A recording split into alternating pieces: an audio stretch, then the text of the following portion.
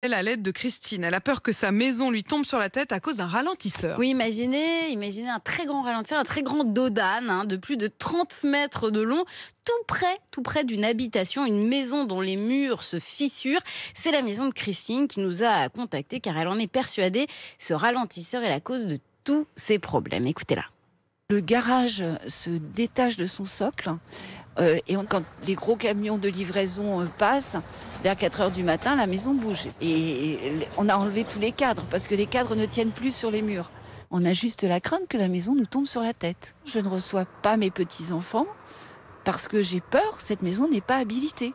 Moi, ce que j'attends de la mairie, c'est qu'ils diligentent une expertise réelle pour comprendre l'impact du ralentisseur sur les fissures, sur les faits que les poutres sortent du mur et sur le fait que nous sommes en danger. Voilà, alors ça fait des années que Christine et son propriétaire tentent d'alerter la mairie sans résultat. Pourtant, il y a bien un rapport d'huissier qui constate les dégâts, mais jusqu'à présent, le maire faisait la sourde oreille, alors que ce ralentir est bien de sa responsabilité. Le département nous l'a confirmé d'ailleurs. Alors, on est allé à la rencontre de ce maire pas très coopératif. Si la route départementale d'ailleurs cause des dégâts, eh bien il y aura des mesures de prise.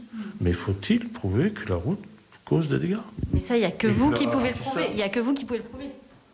Moi? En faisant une expertise. Un maire ne sait pas et ne peut pas tout, madame. J'attends les services de département.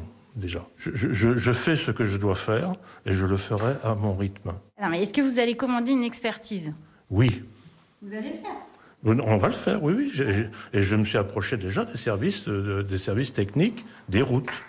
Voilà, donc on a obtenu la promesse d'une expertise de la part du maire. C'est une petite victoire pour Christine qui espère que le ralentisseur sera surtout démoli et que la mairie prendra en charge évidemment les travaux sur les dégâts dans sa maison. En tout cas, ce qui est sûr, c'est que le ralentisseur n'est pas aux normes. Il fait plus de 30 mètres de long, je le disais, au lieu de 4 maximum. Il est aussi beaucoup trop haut. On s'est renseigné auprès d'une association qui fait la guerre aux ralentisseurs illégaux. Il y a déjà une trentaine de dossiers au tribunal pour ce type d'affaires, des maisons qui se fissurent à cause de ralentisseurs.